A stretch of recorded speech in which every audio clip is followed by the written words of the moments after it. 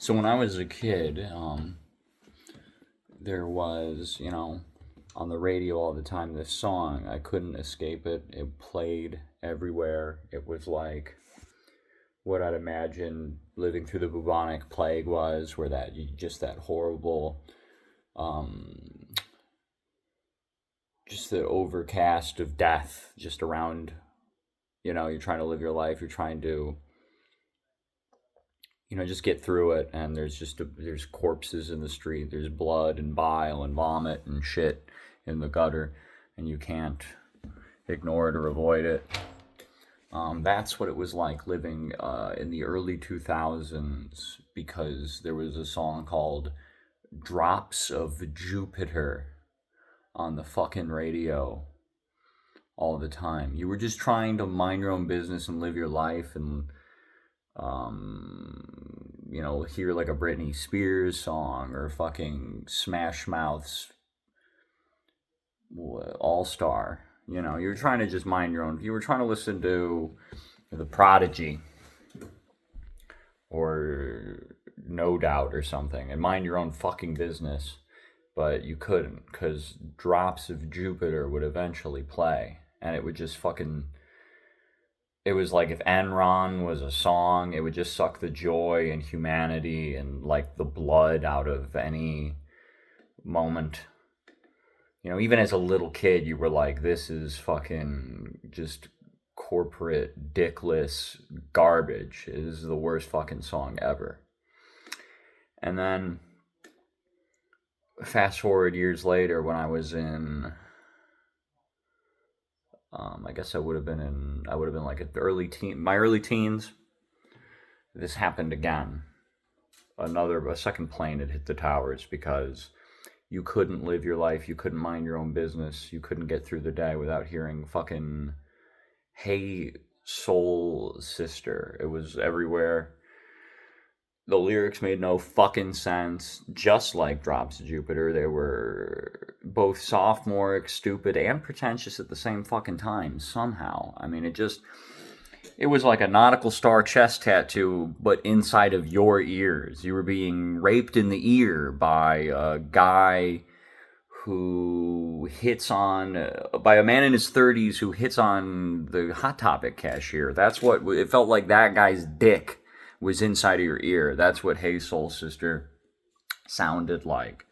And then I just now, fast forward years and years later, now I'm in my 30s, and I just found out both of these fucking songs, objectively, the two worst songs ever fucking written.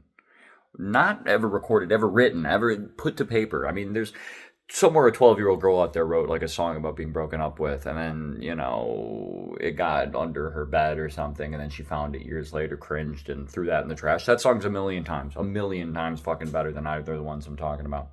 I just found out both of these songs are by the same fucking band. I just found this out. How the fuck is that even possible? This is the worst band ever. Fucking ever. It's not my opinion. That's not a matter of opinion. That is the worst band of all fucking time. How these songs charted, I don't understand. Because it's like, they're the worst. They're the worst fucking songs ever. And there's like other music out there. Like, I don't know. Makes me kind of afraid of like people around me. Because, dude, there's a person out there. And you ever think about this? Does this ever happen to you? Sometimes I'll be like in a grocery store or like the McDonald's, or like I'm waiting to get my tires changed at the tire changing place. You're in a lobby, you're in somewhere with a desk and gray walls and fake plants. You're somewhere like that, and there's music being piped in, and it's always music like that. It's like music that makes your dick fall clean off your body. It's just music with no soul, no heart, no brain, nothing. It's not really music. And you hear this shit. You hear like, I'm so happy, come along if you, something like that. And you think to yourself, or at least I think to myself about this. I'm wondering if you do, where you think to yourself, this is someone's favorite song in the whole world. Like, this song moves somebody on a deep emotional level. Like, makes someone weep, maybe even.